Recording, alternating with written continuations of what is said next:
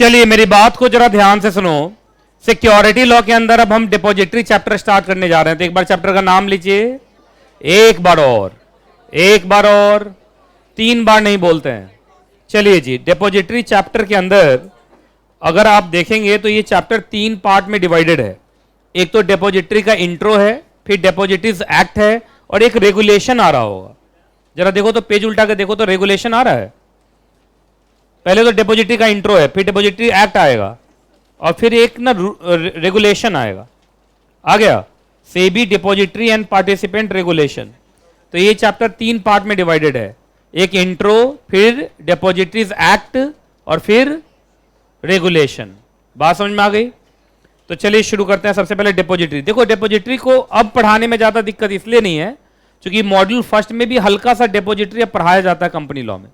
आपको याद होगा physical shares versus electronic shares, तो इसलिए ज्यादा दिक्कत नहीं है। और डिपॉजिटरी के बारे में ऑलरेडी बहुत बार आप सुन चुके हैं, जो एनएसडीएल और सीडीएसएल है कि नहीं। चलिए अब मेरी बात को जरा ध्यान से सुनेंगे जो मैं बोल रहा हूं। आप सबको आप सबको ये बात तो अब पता है, खासकर 1996 के बाद जब से ये डिपॉजिटरीज एक्ट आया, भारत में 2 तरीके के शेयर्स हैं। भारत में 2 तरीके के शेयर्स हैं। एक है आपका फिजिकल शेयर्स और दूसरा है इलेक्ट्रॉनिक शेयर्स। जानते हो ना ये सब? ठीक है जी, physical shares and electronic shares. ध्यान से सुनते रहिएगा जो मैं बोल रहा हूं। फिजिकल शेयर्स को हम क्या बोलते हैं? Share certificate. और जो फिजिकल शेयर्स की दुनिया है वो कहां से चलती है? Companies act.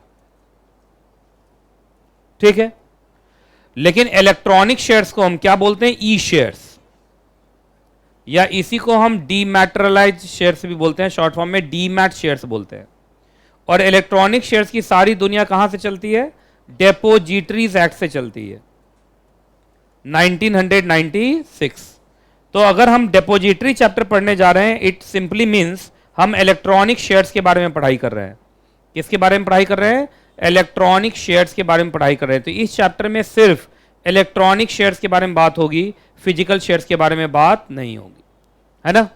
तो डिपॉजिटरी कहने का ही मतलब है इलेक्ट्रॉनिक शेयर्स वर्ल्ड। क्या है? Electronic shares world. इसको जल्दी उतार लो। हाँ, ये तो बहुत बार उतारा है, लेकिन इस चैप्टर के लिए सबसे जरूरी है।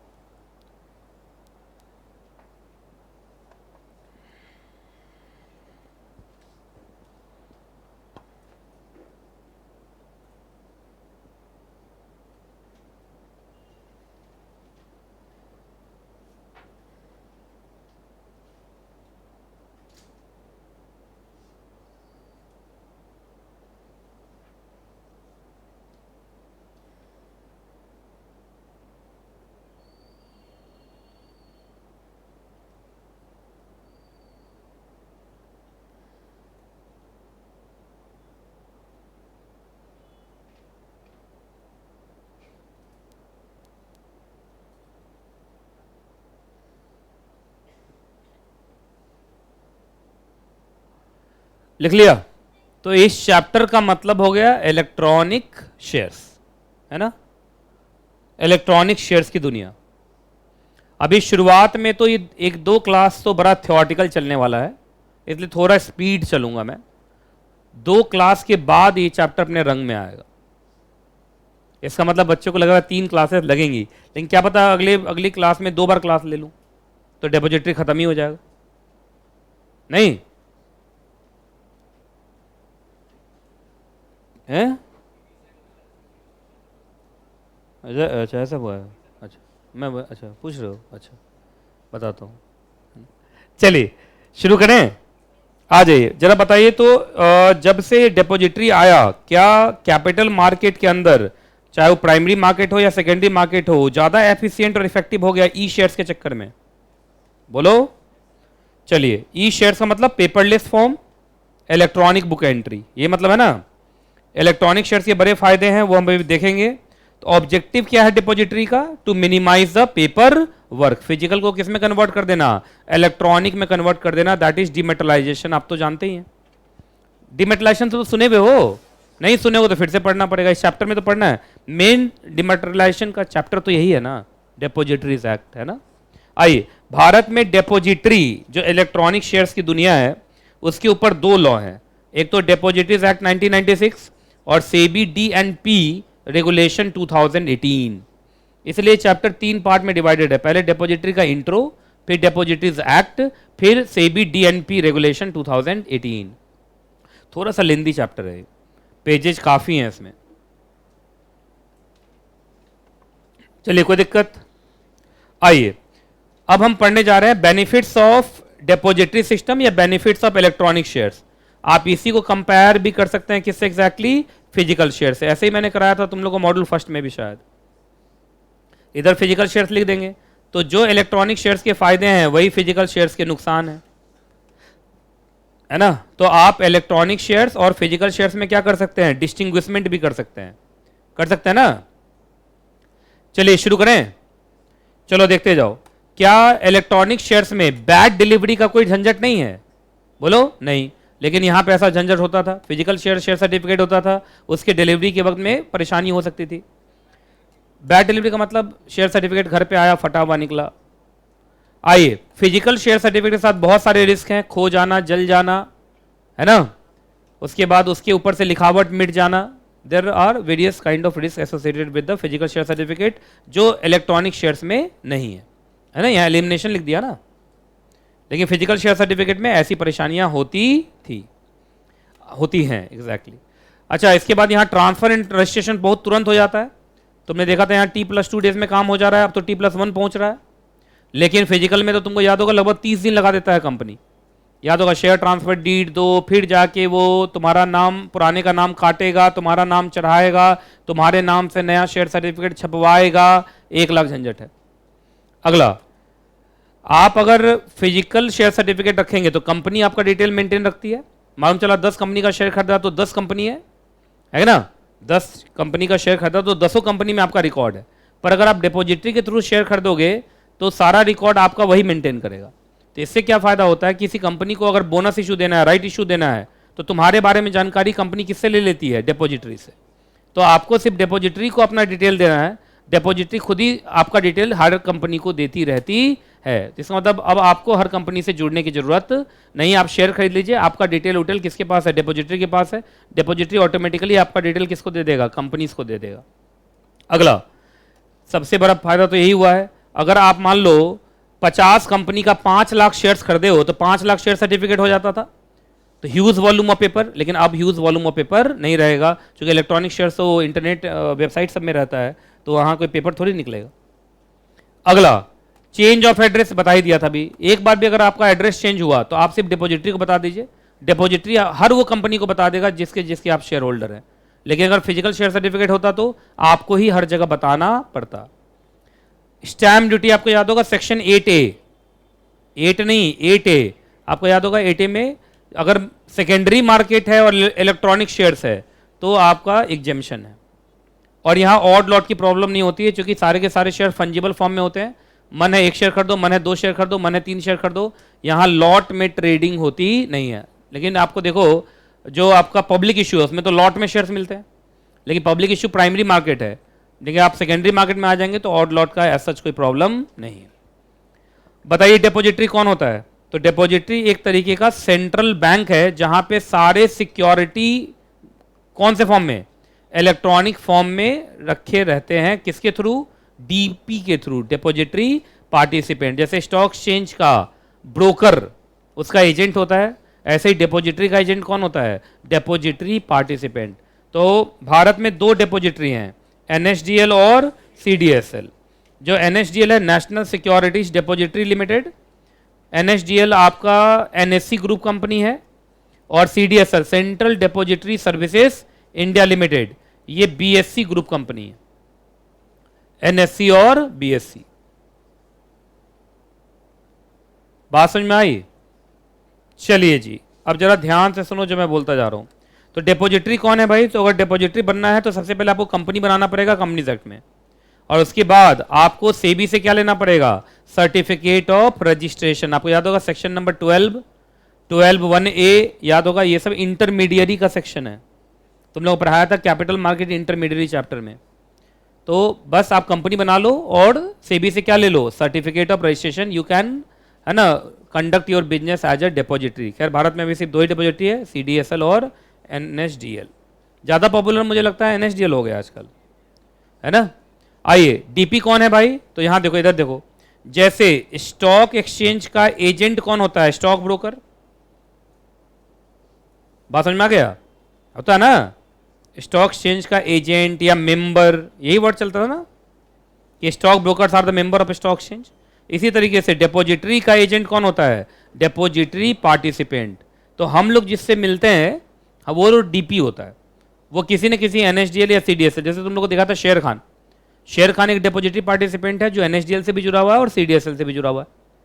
तो इसका मतलब NSDL मतलब नेशनल स्टॉक एक्सचेंज पर जितने इलेक्ट्रॉनिक शेयर्स कर दोगे वो भी करा देगा, और अगर बॉम्बे स्टॉक एक्सचेंज पर इलेक्ट्रॉनिक शेयर्स खरीदोगे तो उसका भी सेटलमेंट करा देगा, है ना। क्योंकि जो शेर खान है वो दोनों से जुड़ा हुआ है, NSDL से भी और CDSL से भी। तो जब शेर खान जुड़ा NSDL और CDSL से, तो किस नाम से जुड़ा होगा, DP, depository participant. Stock exchange से कैसे जुड़ता है, जो ब्रोकर। तो स्टॉक एक्सचेंज का एजेंट हो गया ब्रोकर, डिपॉजिटरी का एजेंट हो गया डिपॉजिटरी पार्टिसिपेंट, ठीक है, हाँ जी, डिपॉजिटरी पार्टिसिपेंट। आइए डीपी कौन बन सकता है, तो कोई भी PFI, शेड्यूल कमर्शियल बैंक, चलो टिक लगाते जाओ, 1 2 लिखो, PFI, schedule commercial bank, foreign bank operating in India, है ना, अप्रूवल विद RBI के अप्रूवल से, SFC, custodian, stock broker, clearing corporation, clearing house, NBFC, है ना, RTI, शेयर ट्रांसफर एजेंट, सब मिला कितने हो गए, 10। नहीं मिल पा रहा 10 तुम लोग को, ठीक है। जिन लोगों ने 10 को हाईलाइट किया है उसका तो पूरा ही हाईलाइट हो गया, वो बचा क्या होगा, जो बचा है वो इंपॉर्टेंट है उसके लिए, है ना। हाइलाइटर का तो जो इस्तेमाल होता है, आपको इससे अच्छा 1 2 3 4 5 6 7 8 9 10 लिख देना चाहिए, तो याद रहेगा। और अगर आपको एग्जाम टाइम में अगर आपको लिखना है ना, तो इधर ऐसे करके शॉर्ट फॉर्म में लिख लो, नहीं समझे, ऐसे PFI शॉर्ट फॉर्म में नहीं हो जाएगा, ऐसे PFI, schedule commercial bank, foreign bank, है ना, उसके बाद क्या है, स्टेट फाइनेंशियल कॉरपोरेशन, है ना, कस्टोडियन ऑफ सिक्योरिटीज, ऐसे लिख नहीं सकते साइड में। तो इससे क्या होगा, एग्जाम टाइम में जब रिवीजन करोगे तो पेज उल्टाओगे और आपको दिख जाएगा। एग्जाम टाइम में ना ऐसे रिवीजन करते वक्त ऐसे देखने का जरूरत पड़ गया तो समझो मामला गड़बड़ हो गया, ऊपर ऊपर से दिख जाना चाहिए, है ना। चलिए एक बात बताइए, डीपी क्या क्या काम करता है। डीपी हर वो काम करेगा जो डी को करना है। डी का मतलब डिपॉजिटरी, डीपी का मतलब डिपॉजिटरी पार्टिसिपेंट। तो भाई डिपॉजिटरी का ही सारा काम कौन करता है, डिपॉजिटरी पार्टिसिपेंट। तो सुनिए, ट्रांसमिशन होना है, नॉमिनेशन होना है इलेक्ट्रॉनिक शेयर्स का, ये सारा चीज क्या है, ई शेयर्स। तो ये कंपनी तो करेगी नहीं, अरे कंपनी फिजिकल शेयर का करती है ना सब कुछ, इलेक्ट्रॉनिक शेयर का कौन करेगा, डिपॉजिटरी। उसके बाद ये एजेंट के रूप में काम करेगा किसके, डिपॉजिटरी के, है ना। डीपी का मतलब डिपॉजिटरी पार्टिसिपेंट, फुल फॉर्म लिख लेना, डिपॉजिटरी पार्टिसिपेंट लिख लो यहाँ पे, याद रहेगा ना। तो डीपी का मतलब दीपिका पादुकोण ने समझ लिया तो बस। उसके बाद डिपॉजिटरी का ये क्या बनता है, कस्टमर इंटरफेस, मतलब कस्टमर को अगर जुड़ना है डिपॉजिटरी से तो सीधा डिपॉजिटरी से जुड़ेगा या डीपी से। आपको अगर स्टॉक एक्सचेंज से जुड़ना है तो सीधा स्टॉक एक्सचेंज में पहुंच सकते हैं क्या हम लोग, हमें किससे जुड़ना पड़ेगा, स्टॉक ब्रोकर से। क्या ये एक तरीके का सिक्योरिटीज बैंक है, यस। सारे के सारे शेयर्स कहाँ जमा होते हैं, डीमैट अकाउंट में। डीमैट अकाउंट कहाँ खुलता है, डीपी के पास। डीपी कौन है, डी का एजेंट। तो इन टोटल सिक्योरिटीज बैंक ही तो हो गया। कैश का बैंक कौन हो गया, बैंक, और सिक्योरिटीज बैंक कौन हो गया, डी या डीपी। आपका डीमैट अकाउंट खोल देगा। यहाँ अकाउंट कैसा खुलेगा, बैंक अकाउंट खुलेगा या डीमैट अकाउंट खुलेगा, डीमेटलाइजेशन रीमेटलाइजेशन कराना है कर देगा। अब क्या होता है सब पढ़ेंगे, है ना। पे आउट, तुमको पैसा चाहिए, पैसा इसी के थ्रू मिल जाएगा, है ना। ऑफ मार्केट ट्रांसफर्स में भी हम कुछ देर में पढ़ेंगे। कभी कभी ऐसा नहीं कि ऑनलाइन जो जितने ट्रांसफर्स हुए उसी में वो आपको मदद करेगा, कभी कभी, है ना, ओवर द काउंटर भी अगर आप कुछ डील करते हैं तो उसमें भी इसका रोल हो सकता है। अभी हम देखेंगे वो आगे, ठीक है। उसके बाद इलेक्ट्रॉनिक सेगमेंट में जितने भी ट्रेड्स हुए उसको क्या करेगा, सेटल करेगा। और अगर प्लेज कराना है, हाइपोथिकेशन कराना है, ये सब कराना है तो भी यही करेगा, क्योंकि शेयर्स क्या है, इलेक्ट्रॉनिक शेयर्स को तो टच भी करोगे तो किससे करवाना पड़ेगा, डिपॉजिटरी से। चूंकि कंपनी, हम, आप कभी अपने हाथ से शेयर्स को टच कर नहीं सकते। आइए डिपॉजिटरी का क्या क्या लीगल फ्रेमवर्क है भाई, तो इनके ऊपर तो बहुत सारे लॉ लगते हैं। मेन लॉ तो 1 और 2 है।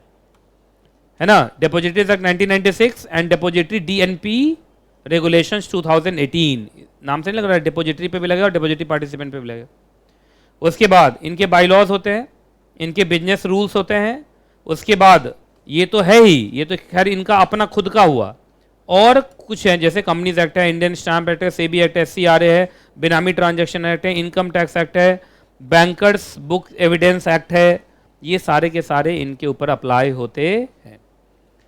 तो इसका मतलब डिपॉजिटरी में भी कंपनी सेक्रेटरी की नौकरी लगती होगी। हर डिपॉजिटरी क्या है, पहले कंपनी है, और अगर उसका paid up share capital 10 crore से ज्यादा हुआ तो सीएस तो होगा ही ना, होगा कि नहीं होगा? हाँ, क्या बस क्या करते हैं, इंफॉर्मेशन टेक्नोलॉजी एक्ट तो लगना चाहिए, लिखा हुआ नहीं है पर लगता जरूरी होगा, ऐसा हो नहीं सकता ना लगे, एकदम लगेगा।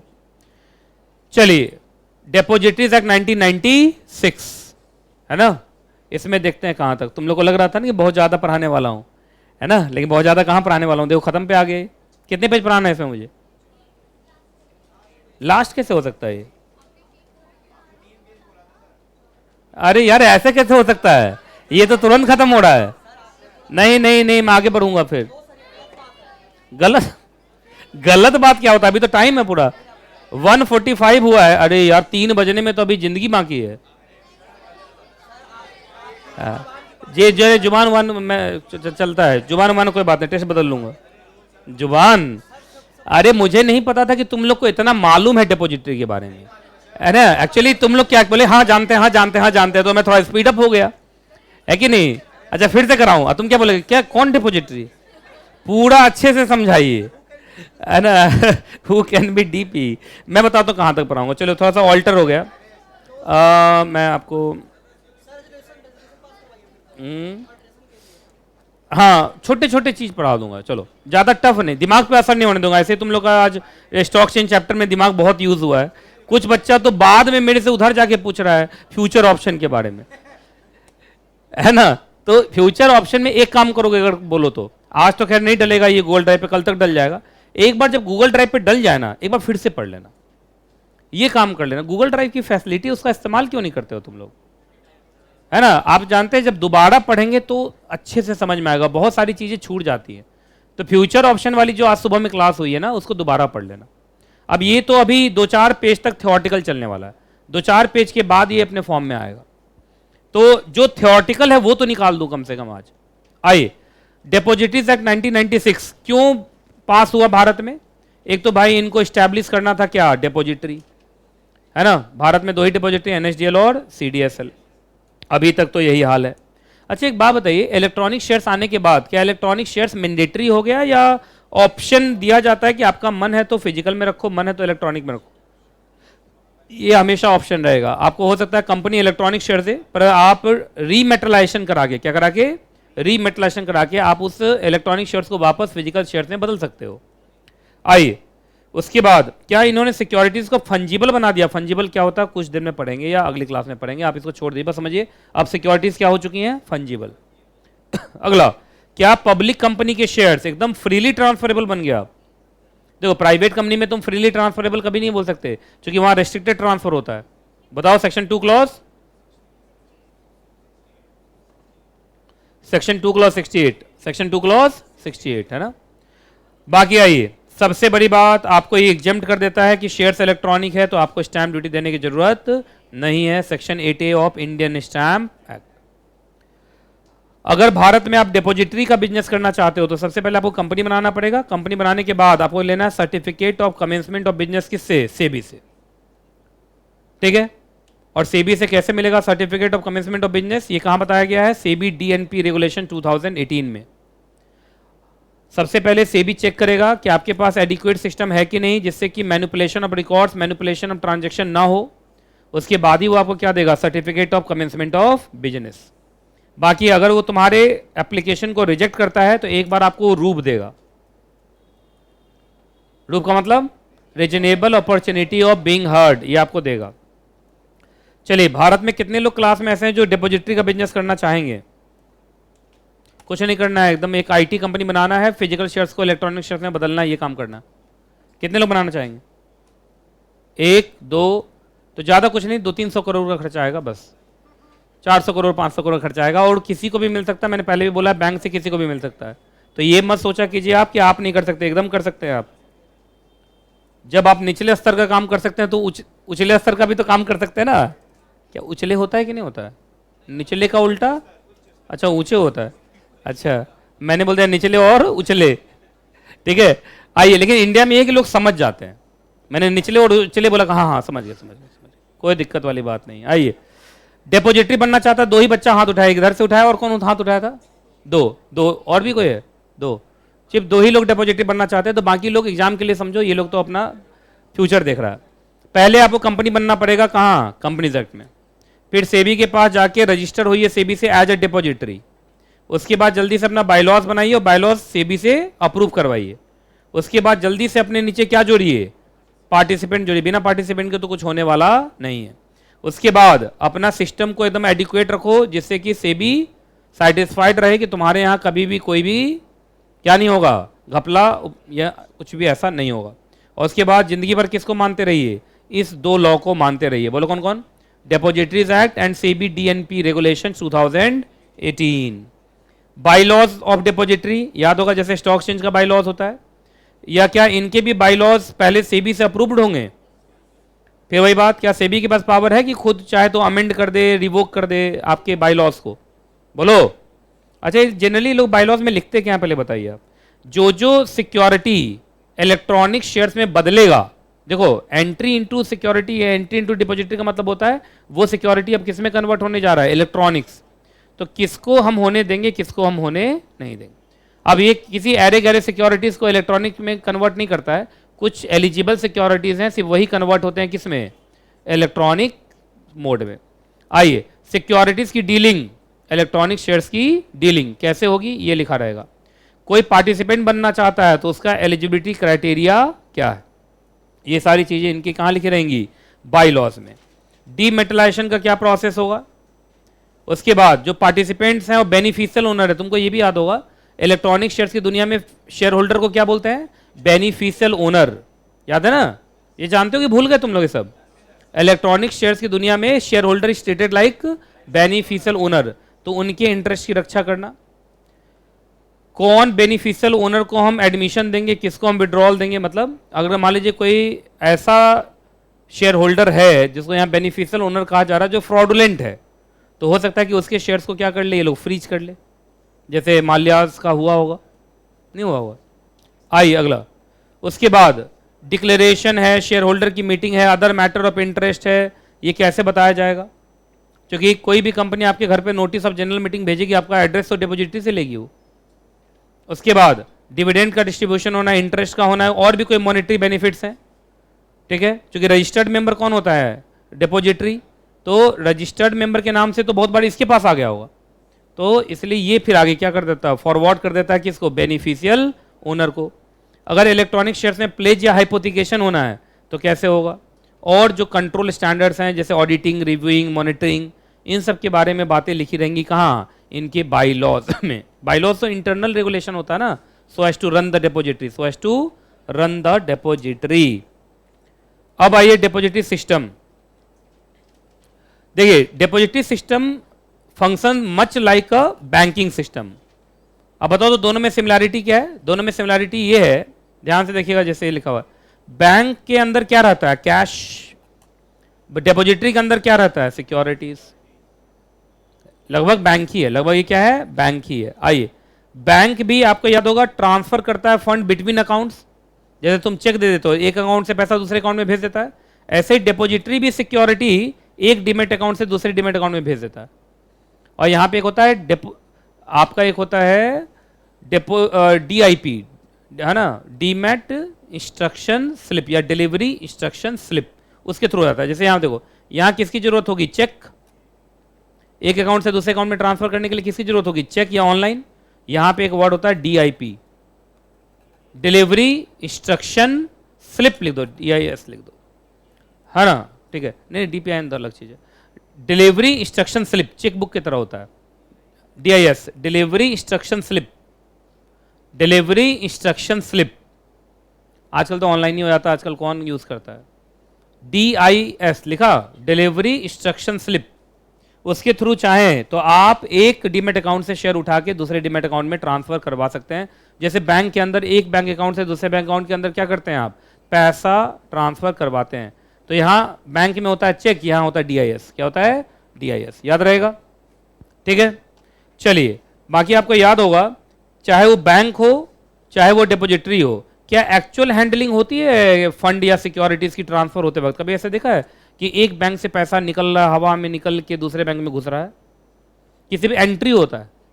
तो ऐसे यहाँ पे भी सिर्फ क्या होगा, एंट्री, मतलब सच में दिखाई नहीं देगा आपको जाता हुआ। अरे इलेक्ट्रॉनिकली सब कुछ होता तो दिखाई कहाँ से देगा?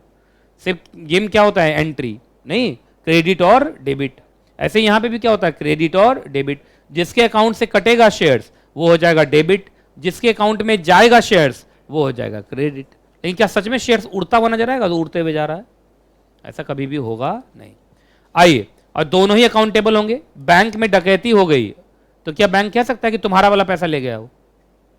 बोलो, बैंक को पैसा देना ही पड़ेगा। इसी तरीके से सिक्योर डीपी में, डिपॉजिटरी में कोई इलेक्ट्रॉनिक शेयर्स गायब हो गया, या मालूम चला डिपॉजिटरी का सिस्टम हैक हो गया, अब हैक हो गया तो इलेक्ट्रॉनिक शेयर्स लोग उड़ा दिया होगा, तो फिर इनको तो भाई शेयर्स देना ही पड़ेगा। Both are accountable. क्लियर है जी? चलिए बाकी तुम लोगों को मैंने बता दिया था, इलेक्ट्रॉनिक शेयर्स की दुनिया में, इलेक्ट्रॉनिक शेयर्स की दुनिया में जो शेयर होल्डर है या मेंबर है वो दो तरीके का होता है। बताओ पहले कौन कौन? एक होता है रजिस्टर्ड मेंबर। क्या होता है? Registered member. वो तो हमेशा होता है कौन, NSDL या CDSL, that is depository, that is depository. क्योंकि कंपनी जब इलेक्ट्रॉनिक शेयर्स देती है तो वो ये दिखाती है कि जैसे हमने फिजिकल शेयर्स दे दिया डिपॉजिटरी को, डिपॉजिटरी ने उसको इलेक्ट्रॉनिक शेयर्स में कन्वर्ट करके शेयर होल्डर को भेज दिया।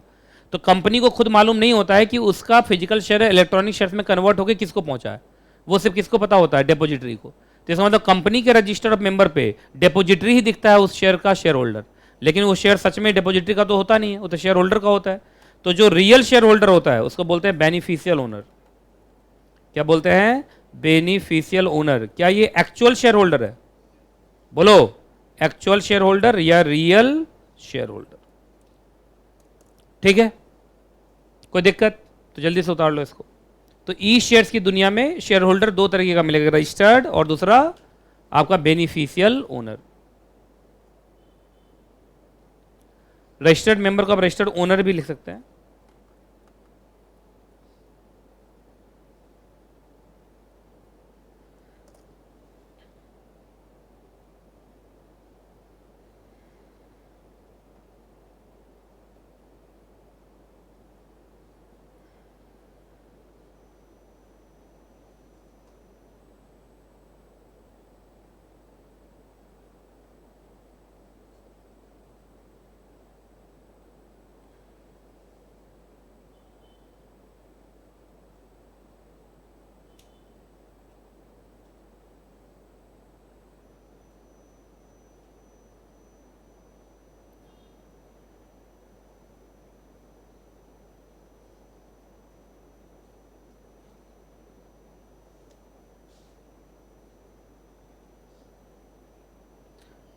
Real share holder, actual share holder, real share holder लिखा।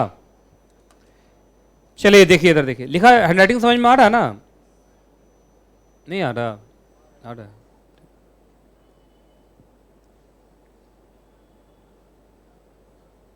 ठीक, चलिए हटाऊं। चलिए एक बात बताओ, मैंने बोली दिया बेनिफिशियल ओनर, जितने भी शेयर सर्टिफिकेट होंगे उसको डीमेटलाइज करके क्या बना दिया जाएगा, इलेक्ट्रॉनिक शेयर्स। और इलेक्ट्रॉनिक शेयर्स फिर होते किसके रिकॉर्ड में चला जाएगा? तो इसका मतलब जो सच के शेयर होल्डर होते हैं उसका नाम कंपनी के रजिस्टर्ड मेंबर पे नहीं रहता है, कहाँ रहता है? बोलो, ROBO, register of beneficial owner. इसको बोलते हैं हम ROBO, register of beneficial owner. Register of beneficial owner कौन मेंटेन करता है? बोलो, डिपॉजिटरी। रजिस्टर ऑफ मेंबर कौन मेंटेन करता है? कंपनी। ठीक है, लिख लिया रोबो। आइए आप एक काम करो ना, इसी चार्ट में जोड़ दो। चलो इसी चार्ट में जोड़ दीजिए। ये यहां पे कौन चलेगा तुम्हारा, कौन सा रजिस्टर चलेगा? नहीं, रजिस्टर्ड वाला, रजिस्टर्ड वाले में register of member of company. है ना, ROM, और इधर क्या रहेगा, register of beneficial owner of depository. तो बताइए रियल शेयर होल्डर का नाम कहां रहेगा, रोबो पर, और NSDL CDSL का नाम कहां रहेगा, ROM पर। तो कंपनी सिर्फ किसको जानती है, डिपॉजिटरी को, और डिपॉजिटरी किसको जानता है, रियल शेयर होल्डर्स को। क्योंकि मिनट मिनट में इलेक्ट्रॉनिक शेयर्स बेचे जा रहे हैं, कंपनी कहां से जान पाएगी सबको, है कि नहीं। तो मिनट मिनट सेकेंडे सेकेंडों में जो शेयर्स बेचे जा रहे हैं उसका डिटेल कौन मेंटेन करता है, बोलो, डिपॉजिटरी, अंडर रोबो, याद रहेगा। हटाऊं,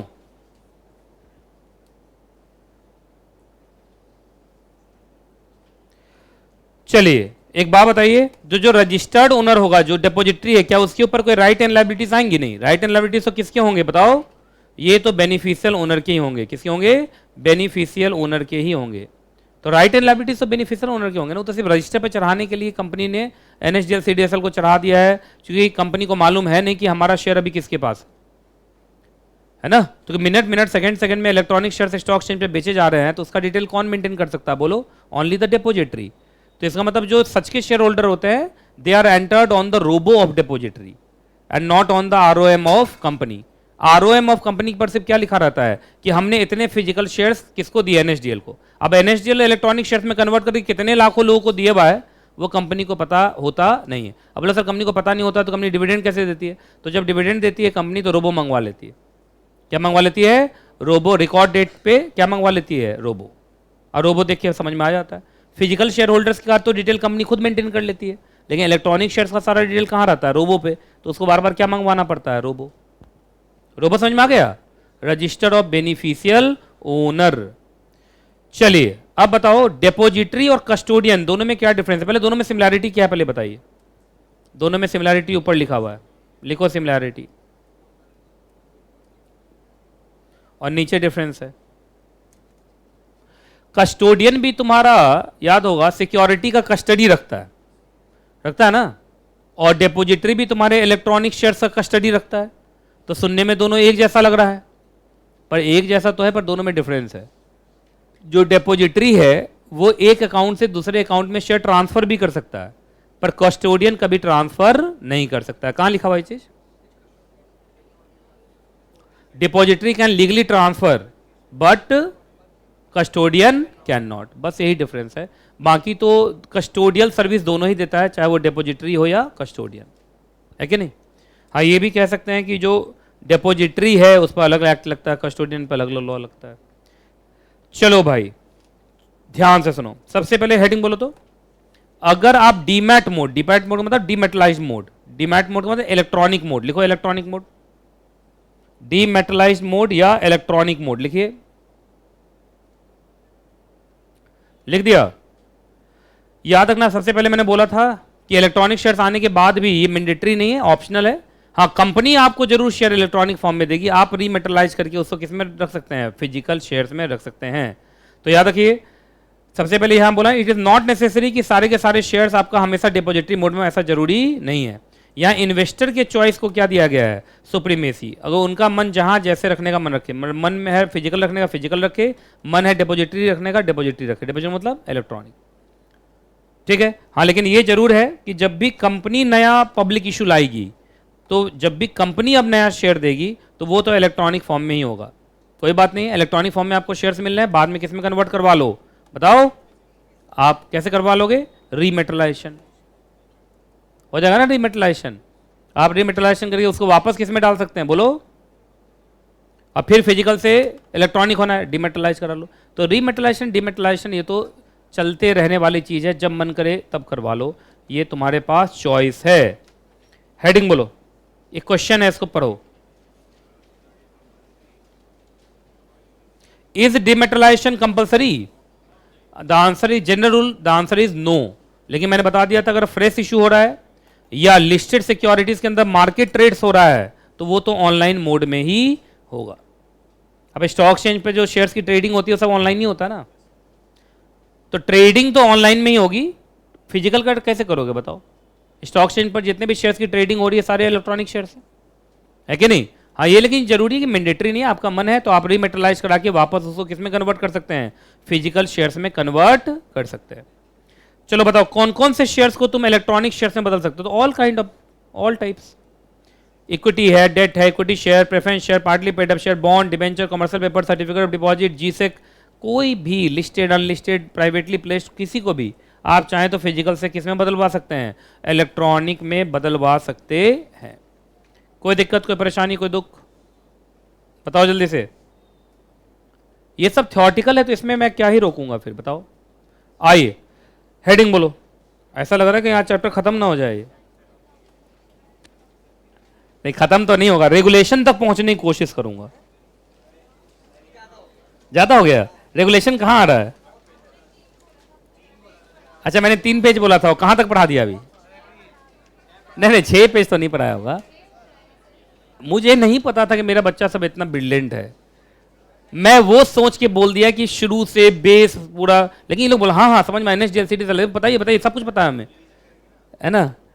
तो अब तुम लोग बोलोगे हाँ नहीं समझे, फिर से बताइए, नहीं समझे फिर कुछ भी कर लो, 3 बजे तक बैठना ही है। तो वो आप देख लो कि आगे पढ़ के अगली क्लास को थोड़ा हल्का करना चाहते हो या बेकार में यहाँ टाइम घिसना चाहते हो। 3 बजे से पहले मैं नहीं जाऊंगा। अब सारा बच्चा टाइम देख रहा है, क्या टाइम हो रहा है देखो, 2 ही बजा भी, तब तो आज ये चैप्टर खत्म है। चलिए खैर चलो, जहां तक जा पाएंगे जा रहा हूं। आइए टेक्निकल चीजें नहीं पढ़ाऊंगा, जो ये मेन है ना, ये सब पढ़ा दूंगा, टेक्निकल कुछ भी टच नहीं करूंगा आज। आइए मैं आराम से एकदम धीरे धीरे, rights and obligation of depositories and it's constituent, ये स्पीड ठीक है, समझ में आ रहा है, थोड़ा स्पीड बढ़ाऊं? नहीं तो इसमें हम डिपॉजिटरी और उसके कॉन्स्टिट्यूएंट, आप इस दोनों पे बॉक्स बनाइए, इस दोनों पे बॉक्स बनाइए, कितने पॉइंट हैं बताइए? 1 2 3 4 5, लगभग 5 हैं, तो ये ठीक है या थोड़ा बढ़ाया जाए? परफेक्ट है। ऑनलाइन वाले बच्चे हैं? अच्छा ऑनलाइन वाले को लग रहा है शायद इंटरनेट प्रॉब्लम हो गई है, पर ऐसा कुछ भी नहीं है। यहाँ के बच्चों ने मुझे बोला है थोड़ा धीरे पढ़ाइए, थोड़ा और धीरे, आवाज तेज रहे पर स्पीड कम रहे, ये चाहते हो तुम? अच्छा अच्छा, ये देखिए जितने भी डिपॉजिटरी हैं उनको अग्रीमेंट करना पड़ेगा, किसके साथ? तो इशूअर के साथ। इशूअर कौन है? कंपनी। लिखिए इशूअर के बगल में लिखिए कंपनी, लिख दिया कंपनी, ठीक है। बात मत कीजिए, शांत रहिए।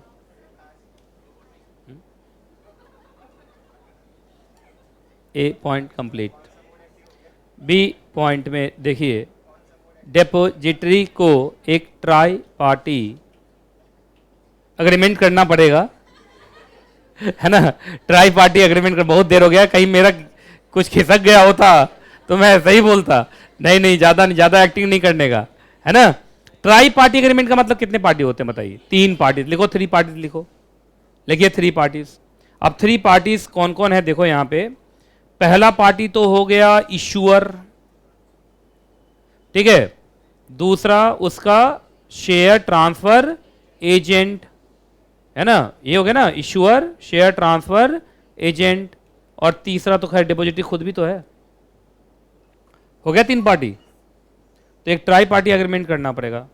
अच्छा क्यों ट्राई पार्टी एग्रीमेंट करना पड़ेगा? क्योंकि एक बात बताइए, कभी भी डीमेटलाइजेशन का रिक्वेस्ट आया, रीमेटलाइजेशन का रिक्वेस्ट आया तो डिपॉजिटरी को किससे बात करना पड़ेगा? कंपनी से। अब कंपनी जानते हो जनरली क्या अपॉइंट की रहती है अपने यहाँ? Registrar and share transfer agent. तो इसलिए बोला एक ट्राई पार्टी एग्रीमेंट हो जाएगा। बाकी याद रखिएगा जितने भी डिपॉजिटरी होंगे उसको कंपनी के साथ, उसके आरटीए के साथ, डीपी के साथ, क्लियरिंग हाउस के साथ क्या बना के रखना पड़ेगा? हमेशा कॉन्टिन्यूअस कनेक्टिविटी बना के रखना पड़ेगा, क्योंकि इलेक्ट्रॉनिक शेयर्स में जब भी डीलिंग होगी तो सबका रोल होगा ना। चलिए आगे। उसके बाद डिपॉजिटरी हमेशा किसके हितों की रक्षा करेगा? बेनिफिशियल ओनर्स की हितों की रक्षा करेगा।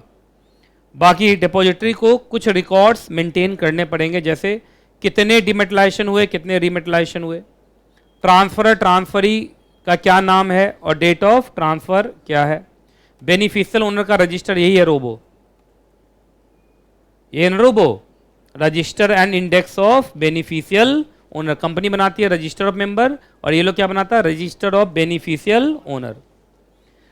उसके बाद डेली बेसिस पर ये चेक करेगा कि कितने लोगों ने इस कंपनी का कितना कितना शेयर्स लिया है, क्योंकि डेली बेसिस पर आपको मालूम है बेनिफिशियल ओनर चेंज हो जाएंगे, नहीं हो जाएंगे। उसके बाद याद रखिएगा, अभी तुमको बताया था ना instruction DIS, delivery instruction slip. अगर किसी शेयर होल्डर ने दे दिया कि मेरे डिमेट अकाउंट से शेयर इनके डिमेट अकाउंट में डालो, तो फिर उनको डालना पड़ेगा। और याद रखिएगा ये जितने भी रिकॉर्ड्स ये लोग मेंटेन कर रहे हैं, कितने साल तक मेंटेन करेंगे? 8 साल तक ये मेंटेन करेंगे। आइए यहां पर देख रहे हो कितने एग्रीमेंट हुए हुए हैं। पहला बताओ तो इश्यूअर और डिपॉजिटरी के बीच में, डिपॉजिटरी और डिपॉजिटरी पार्टिसिपेंट के बीच में, और डिपॉजिटरी और इन्वेस्टर के बीच में। देख रहे हो कैसे कैसे हो रहा है ये? 3 तरीके का एग्रीमेंट। बात समझ में आ गया? चलो बोलो तो ये तीनों का नाम क्या क्या हो सकता है? पहला वाला इश्यूअर और डिपॉजिटरी के बीच का जो एग्रीमेंट होगा उसको क्या बोलोगे?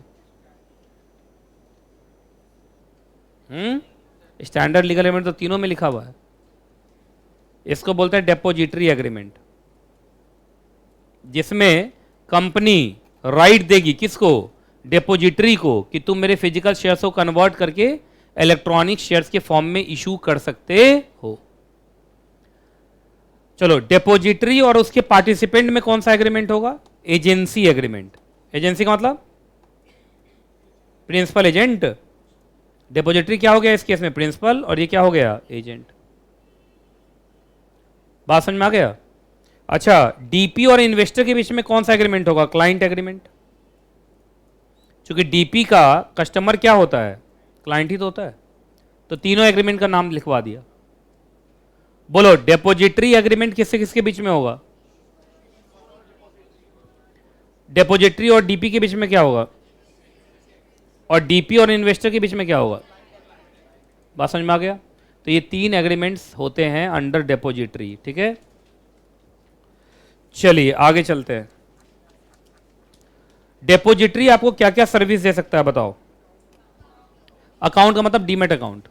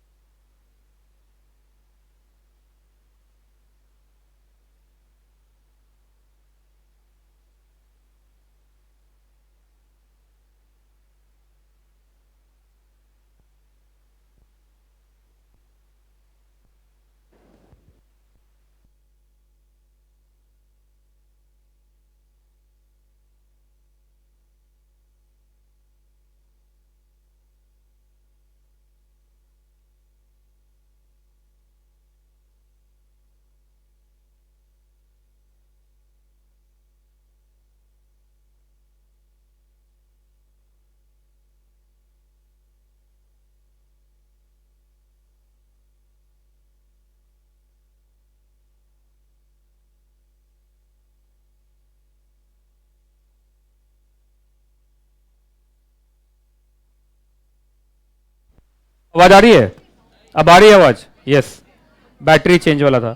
चलिए, बैंक अकाउंट नहीं, demat account. Demat account opening, dematerialisation, rematerialisation, settlement, IPO, corporate benefits, creation of encumbrance. Encumbrance का मतलब? चार्ज। चार्ज का मतलब? Pledge, hypothecation. लिखो अरे इलेक्ट्रॉनिक शेयर्स को अगर प्लेज करोगे तो तुम्हें डिपॉजिटरी का मदद लेना पड़ेगा ना। एक बच्चा क्या लिखा, टेक अ चिल पिल, ये क्या होता है? चिल पिल का मतलब क्या होता है? टेक अ चिल पिल, ये तो कभी मैंने इतना एक्ट पढ़ लिया जिंदगी में, ये वर्ड तो कभी आया नहीं, चिल पिल। चिल पिल क्या होता है बताओ? अच्छा एक बात बताइए, अगर आपको डिपॉजिटरी से ये सारी सर्विसेज चाहिए तो उसके लिए सबसे पहले आपको क्या खुलवाना पड़ेगा? एक डीमैट अकाउंट। बिना डीमैट अकाउंट खोले भी कुछ भी हो सकता है ना। डीमैट अकाउंट खुलवाना बहुत आसान है, आपको बहुत सारे डिपॉजिटरी मिल जाएंगे। लक्ष्मीनगर में बहुत सारे डिपॉजिटरी, शेर खान का ऑफिस देखा होगा या किसी न किसी स्टॉक ब्रोकर का ऑफिस देखा होगा, वो सब डीपी भी रहता है। वो छोड़ दीजिए, आजकल बैंक सभी हीरो बन गया। किसी भी बैंक के ब्रांच में जाइए 3-in-1 अकाउंट खोल देता है कि नहीं? उसमें बैंक अकाउंट भी होता है, डीमैट अकाउंट भी होता है और ट्रेडिंग अकाउंट भी होता है। आइए फंजिबिलिटी ऑफ शेयर्स पढ़ते हैं। चलो इसको जल्दी से बोलो तो, एक बार पढ़ जाओ, इसमें शॉर्ट नोट बहुत बार आता है एग्जाम में, 5 स्टार रेटिंग है ये।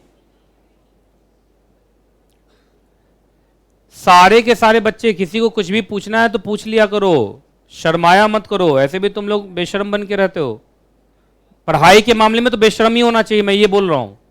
क्या अगर पढ़ाई में शर्मा गए तो नॉलेज बुरा नहीं मान जाएगा, है कि नहीं? तो मैं देख रहा हूं कुछ बच्चे एकदम शांत रहते हैं, इतना शांत रहते हैं कि मैं उसको जब देखता हूं तो मुझे लगता है मुझे एनालाइज कर रहा है कि पढ़ा पा रहा है कि नहीं है।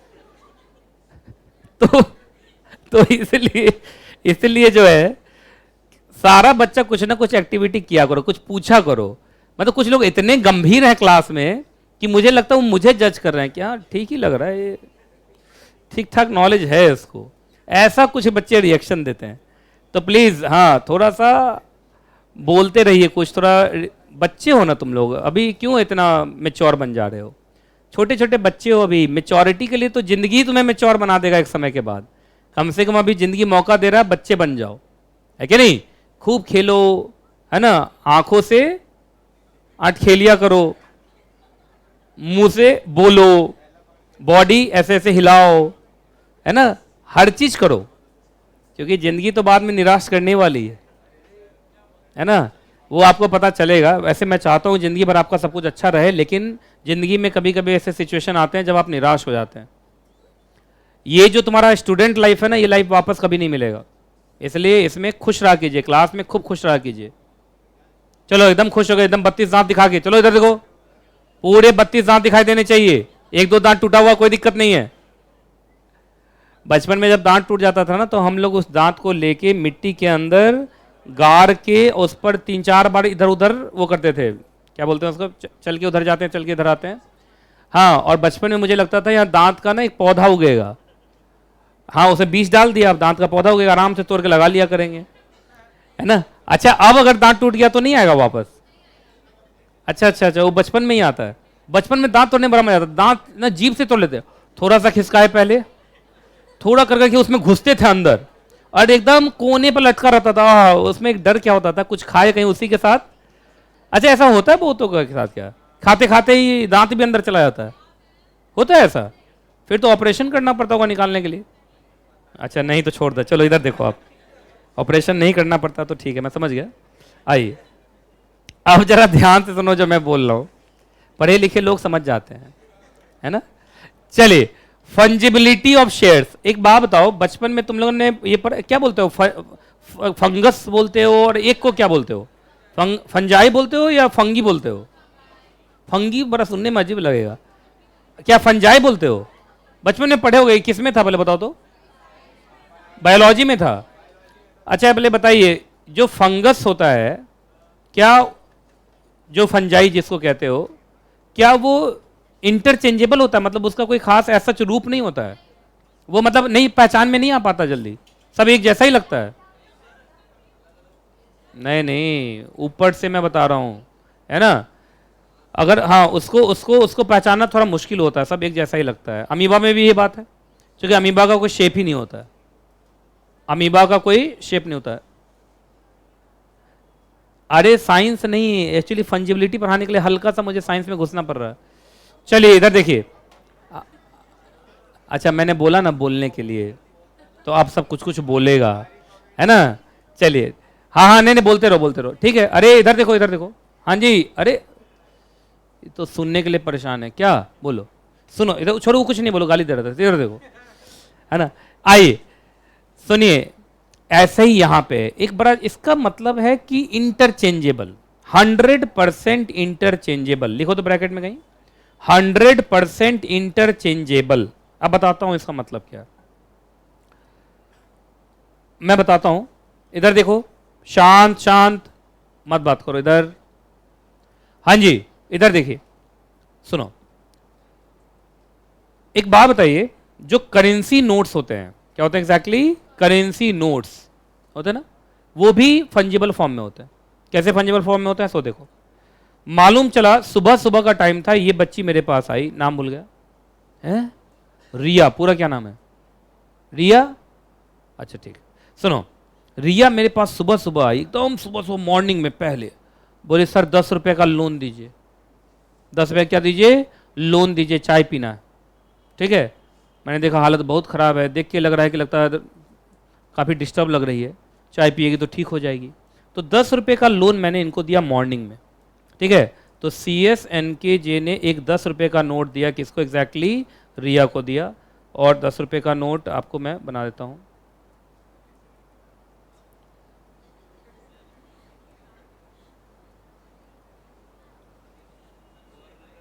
चलिए बाकी एग्जैक्ट बना दे रहा हूं जिससे आपको लगे कि हाँ सही है।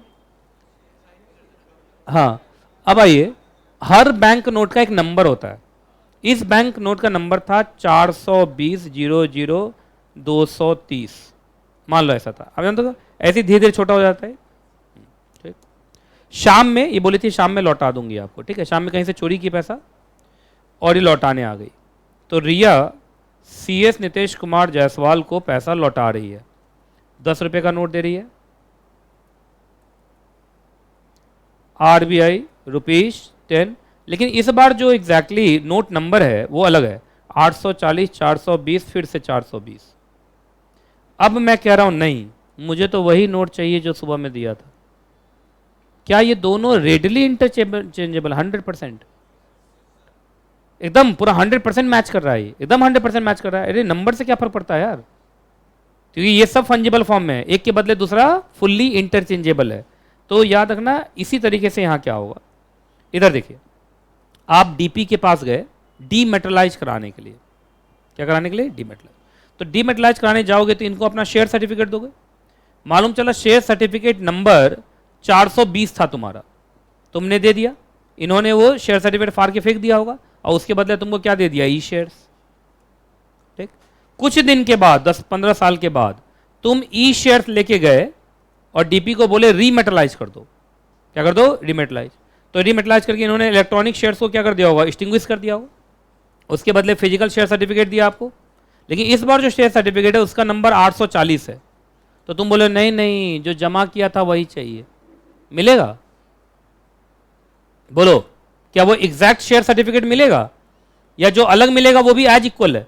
अरे एज इक्वल है, इसमें भी 100 शेयर लिखे हुए थे, इसमें भी क्या लिखे हुए हैं, 100 शेयर। तुम नंबर के चक्कर में क्यों पागल बने हो यार, सही कह रहा हूं कि नहीं कह रहा हूं, क्योंकि share certificates are in fungible form. आप जरा पढ़ के देखिए, ये पूरा पढ़ जाओ तो लाइन बाय लाइन यही लिखा हुआ।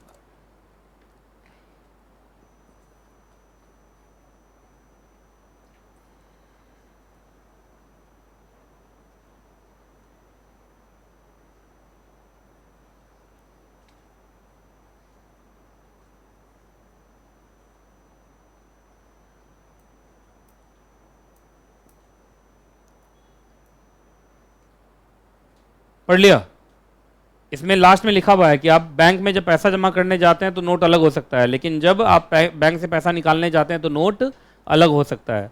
और इसमें कहीं लिखा हुआ एंट्री इनटू डिपॉजिटरी, कहाँ लिखा हुआ है, इसका मतलब आप जब डिमेटलाइजेशन करा रहे थे, लिखो डिमेटलाइजेशन। अरे एंट्री इनटू डिपॉजिटरी का मतलब क्या हो रहा है, डिमेटलाइज करा के तो डिपॉजिटरी सिस्टम में घुसते हो तुम, फिजिकल शेयर लेके तो नहीं घुस जाओगे, इलेक्ट्रॉनिक शेयर्स में कन्वर्ट कराओगे। तो एंट्री इनटू डिपॉजिटरी का मतलब क्या, डिपॉजिटरी की दुनिया में घुसना। कैसे घुसते हो, थ्रू डीमेटलाइजेशन। तो डीमेटलाइजेशन के समय में जो भी शेयर सर्टिफिकेट दिए वही आपको वापस मिलेगा, रीमेटलाइजेशन में ऐसा जरूरी नहीं। चलिए मॉडल्स ऑफ डिपॉजिटरी ये हम बाद में पढ़ेंगे, ये मैंने बोला था ना ये थोड़ा सा टफ है। इमोबिलाइजेशन भी बाद में पढ़ेंगे, प्लेज हाइपोथिकेशन बाद में पढ़ेंगे, है ना। अब हम ये पढ़ लेते हैं कॉर्पोरेट एक्शन। चलिए कॉर्पोरेट एक्शन, आप सुनो कॉर्पोरेट एक्शन क्या होता है। कॉर्पोरेट के तरफ से क्या क्या एक्शन हो सकता है भाई, तो डिविडेंड दिया जा सकता है, कैश बेनिफिट दिए जा सकते हैं। एक बात बताइए, क्या ये डीपी के थ्रू आएगा या डायरेक्टली फॉरवर्ड करती है कंपनी, बोलो। Directly forwarded to investor by the company या कंपनी का आरटीए। यहां डिपॉजिटरी का कोई भी काम नहीं है। अरे डिपॉजिटरी का काम तब आएगा जब शेयर्स होगा, कैश तो कंपनी डायरेक्टली भेज देगी। बोलो सर कंपनी को तो मालूम नहीं मेरे बारे में, बोला तो रोबो मंगवा लेगी, और रोबो में लिखा रहेगा ना नाम एड्रेस ये सब। Non cash benefit, bonus issue, right issue, याद रखिएगा ये तो आपको जाएगा थ्रू डिपॉजिटरी। क्योंकि याद रखिएगा ये जो राइट इशू है, बोनस इशू है, ये सब शेयर्स हैं, और अगर ये इलेक्ट्रॉनिक शेयर्स निकले तो भाई डीमेट अकाउंट में जाएगा ना, और डीमेट अकाउंट में कौन भेज सकता है, सिर्फ डिपॉजिटरी। तो क्या कंपनी में एबिलिटी है कि डीमेट अकाउंट में शेयर डायरेक्टली डाल दे, वो फिजिकल शेयर सर्टिफिकेट छापेगी, देगी डी को, और डिपॉजिटरी उसको बदल देगा इलेक्ट्रॉनिक शेयर्स में, तब जाके वो बेनिफिशियल ओनर्स के डीमेट अकाउंट में क्रेडिट होगा। तो कैश बेनिफिट्स वो खुद दे देते हैं, कंपनी खुद दे देती है, पर नॉन कैश बेनिफिट्स के लिए उनको किसका मदद लेना पड़ता है, डिपॉजिटरी का मदद लेना पड़ता है। तो आइए एक क्वेश्चन है उसका जवाब दो। मिस्टर एक्स को बोनस शेयर्स मिला है, तो बताइए उसको कैसे मिलेगा अगर वो डीमेट फॉर्म में है तो डिपॉजिटरी के थ्रू ही मिलेगा। किसके थ्रू मिलेगा, डिपॉजिटरी के थ्रू ही मिलेगा, है ना। वो कंपनी से डायरेक्टली नहीं मिल सकता, कंपनी से फिजिकल शेयर सर्टिफिकेट छाप सकती है, लेकिन फिजिकल शेयर सर्टिफिकेट तो तुम्हें चाहिए नहीं, तुम्हें चाहिए इलेक्ट्रॉनिक शेयर्स, तो डीपी के थ्रू ही आएगा या डी के थ्रू ही तो आएगा, मतलब डिपॉजिटरी के थ्रू ही तो आएगा वो, है कि नहीं। चलिए right of depositories and beneficial owner, कुछ देर पहले एक चार्ट मैंने बनाया था। जब भी इलेक्ट्रॉनिक शेयर्स होता है, जब भी क्या होता है इलेक्ट्रॉनिक शेयर्स, तो कंपनी फिजिकल शेयर देती है किसको, डिपॉजिटरी को, है ना। मैं यहां लिख देता हूं अच्छे से, company physical share certificate, physical share certificate किसको देती है, डिपॉजिटरी को। अब सुनो, इसका मतलब कंपनी के रजिस्टर ऑफ मेंबर पे किसका नाम चढ़ जाता है, शेयर्स के सामने किसका नाम चढ़ जाता है, डिपॉजिटरी। तुम लोग फुल फॉर्म लिखना जब उतारोगे तो, ठीक है। अब डिपॉजिटरी उसको कन्वर्ट करता है डीमेटलाइजेशन से, क्या करता है, डीमेटलाइजेशन से कन्वर्ट करता है, और किसको देता है वो, बेनिफिशियल ओनर को। और इस डिटेल को कहां मेंटेन करता है, रोबो में। रोबो में ई शेयर्स के सामने किसका नाम होता है, बेनिफिशियल ओनर। बात समझ में आ गया, नहीं समझ में आया ये चीज, मैं फिर से बोल रहा हूं, रुको। नहीं एक को नहीं आया तो बताना तो पड़ेगा। चलो इधर देखो, सबसे पहले स्टेप नंबर 1 कंपनी, स्टेप लिखना तुम लोग, ठीक है। स्टेप नंबर 1 कंपनी क्या देती है, फिजिकल शेयर सर्टिफिकेट। सुन लीजिए, बाद में पूछोगे फिजिकल शेयर सर्टिफिकेट किसको, डिपॉजिटरी को। और तुरंत इसकी एंट्री कर देती है अपने रजिस्टर मेंबर पे कि मैंने इतना शेयर किसको दिया, डिपॉजिटरी। तो depository becomes the registered owner, क्योंकि उसका नाम रजिस्टर्ड मेंबर पे है। फिर डिपॉजिटरी स्टेप नंबर 2 में, या स्टेप ये हो गया स्टेप 1 और स्टेप 1A। फिर स्टेप नंबर 2 में डिपॉजिटरी क्या करता है, डिमेटलाइज करके शेयर किसको देता है, बेनिफिशियल ओनर, जो कौन है, रियल शेयर होल्डर। कौन है, रियल शेयर होल्डर। और उसका पूरा डिटेल ये अपने रोबो में मेंटेन कर लेता है, that is step number 2A। इसका मतलब हम लोग अगर रियल शेयर होल्डर हैं तो हम किस पर नजर आते हैं, रोबो पे, और कंपनी के रजिस्टर्ड मेंबर पे कौन नजर आता है, डिपॉजिटरी। तो depository become the registered owner और real share holders becomes the beneficial owners. अब इस चार्ट को सही ढंग से उतार लो तुम लोग, step by step, step by step उतारना है। जैसे स्टेप लिखा है ऐसे उतारोगे तो उतर जाएगा, और फुल फॉर्म लिखोगे। अब लिखने में इतना देरी कर दोगे कि टाइम निकल जाएगा, मालूम है ना तुम लोग का, बदमाशी बदमाशी।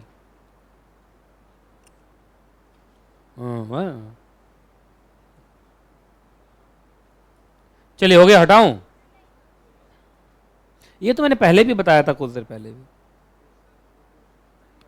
तब तो इलेक्ट्रॉनिक शेयर्स की दुनिया में 2 रजिस्टर बनते हैं, ROM जिस पर किसका नाम होता है, डिपॉजिटरी। डी का मतलब डिपॉजिटरी, फुल फॉर्म लिखोगे। ROM का मतलब रजिस्टर ऑफ मेंबर, जो कौन मेंटेन करती है, कंपनी। और लेकिन रियल शेयर होल्डर का नाम कहां दिखेगा तुम्हें? रोबो। रोबो कौन मेंटेन करता है? डिपॉजिटरी।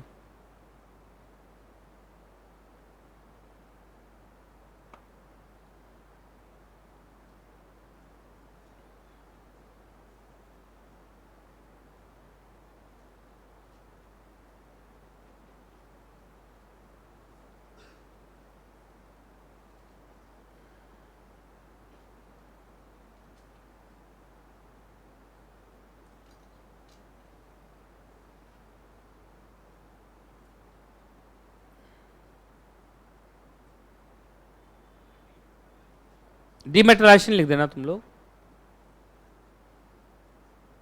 डीमेटलाइजेशन, डीमेटलाइजेशन step number 2, डीमेटलाइजेशन।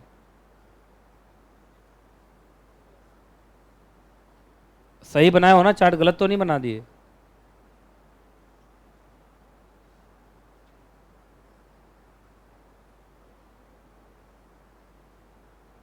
ये बेनिफिशियल ओनर का फोटो बनाई हो गया है? ये बेनिफिशियल ओनर का फोटो भी बनाई है ऐसे करके।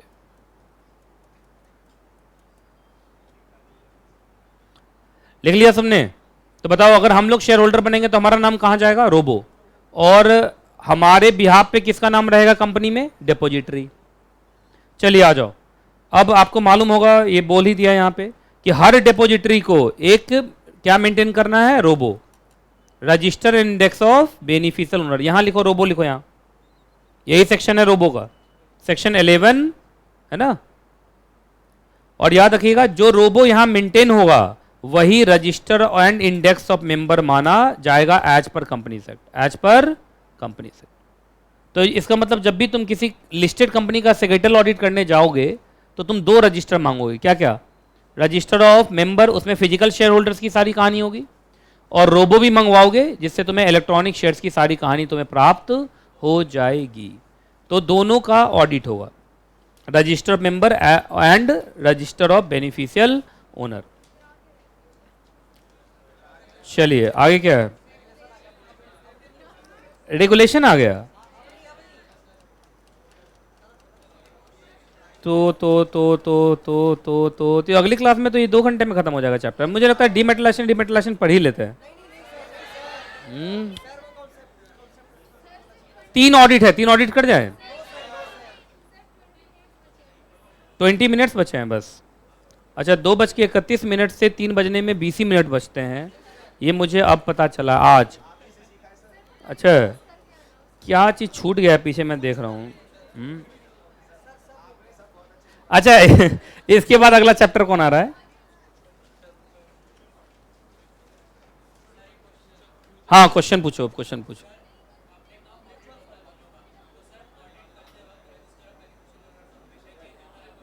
नहीं नहीं, रिकॉर्ड डेट के हिसाब से होता है वो।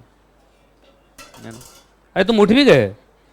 बैठो बैठो, उठे तो पूरा एकदम बिल्डिंग हिला दिए तुम, हैं? चलिए हाँ हाँ। नहीं नहीं, आरओएम में कभी कभी फिजिकल शेयर्स कुछ लोग जो रीमेटलाइज कर चुके हैं तब नहीं, ऐसे भी डिपॉजिटरी का तो नाम लिखा ही रहेगा ना तब। चलिए, तो क्या रोकूं मैं, क्या करूं बोलो? रोक दूं? चलिए अगली क्लास से ना और ज्यादा का टारगेट दूंगा। कम पढ़ा दूं ज्यादा अच्छा है, लेकिन कम बोल के ज्यादा पढ़ाने पे तुम लोग गाली गलौज करने लगते हो। ठीक है, तो मैं रोकता हूं, आधे घंटे का ब्रेक है तुम लोग का, मौज कर लो, और मैं सर को थोड़ा पहले भेज रहा हूं।